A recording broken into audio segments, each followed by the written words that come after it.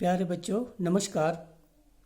आज हम पढ़ने जा रहे हैं 8वीं कक्षा का पहला पाठ सुभाषितानी यानी सुंदर वचन। हमारे धर्म ग्रंथों में, नीति शास्त्रों में कई ऐसे बातें बताई गई हैं जो आज भी मनुष्य जीवन के लिए सार्थक सिद्ध हो रही हैं। तो आज हम उन्हीं सुंदर वचनों को, उन्हीं सुभाषितानी वाक्यों का पाठ करेंगे। तो आइए शुरू करते हैं सुभाषितानी का पहला श्लोक। गुणा गुणज्येषु गुणा भवन्ति ते निर्गुणं प्राप्य भवन्ति दोषः सुस्वादुतोयः प्रभवन्ति नद्यः समुद्रमासाद्य भवन्त्यपेयः। अर्थात सबसे पहले देखेंगे हम इनका अर्थ। गुणः, गुणः का अर्थ होता है गुण।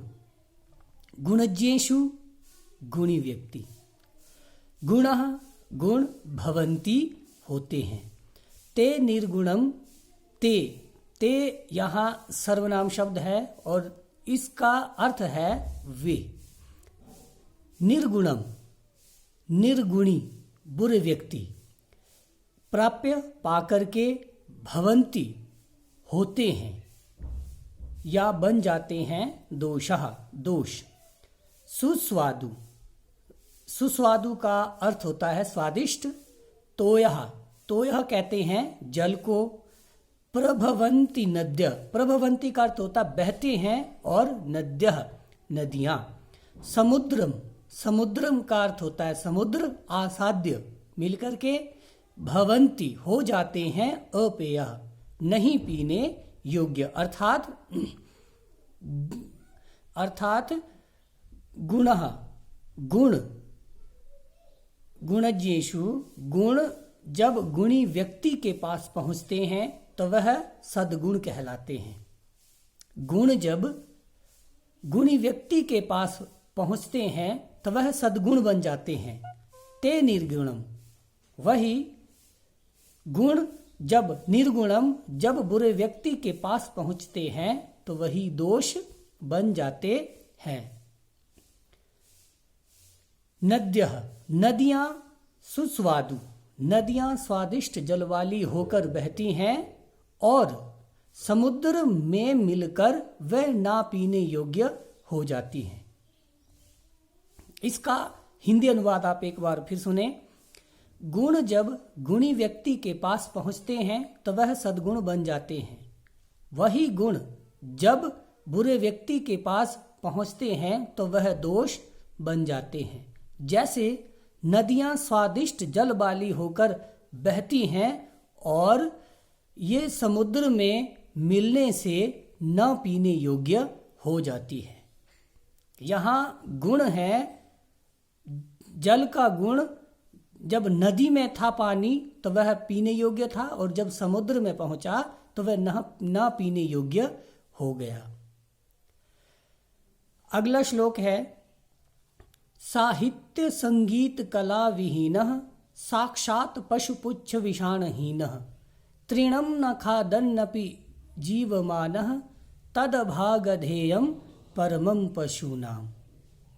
अर्थात जो व्यक्ति, सबसे पहले हम देखेंगे इसका, इनके शब्दार्थ। तो साहित्य, साहित्य का अर्थ साहित्य ही होता है। जैसे हिंदी साहित्य, संस्कृत साहित्य, अंग्रेजी साहित्य और किसी भी प्रकार का कोई भी ज्ञान, ये कहलाता है साहित्य। संगीत, संगीत का अर्थ होता है गीत, संगीत। जैसे पहाड़ी गीत, फिल्मी गीत, हमारे क्षेत्रीय गीत, चंबयाली गीत। तो संगीत का अर्थ होता है गीत। कला, कला का अर्थ भी कला ही होता है। जैसे लकड़ी का काम करने वाली व्यक्ति काष्ठ कला का जानकार होता है। इसी तरह भवन निर्माण करने वाला व्यक्ति भवन कला का जानकार होता है। तो कहते हैं साहित्य संगीत कला विहीन, विहीन मतलब न जानने वाला। साक्षात, साक्षात यानी निरा, पशु जानवर, पुच्छ पूंछ, विषाण सींग और हीन इससे रहित।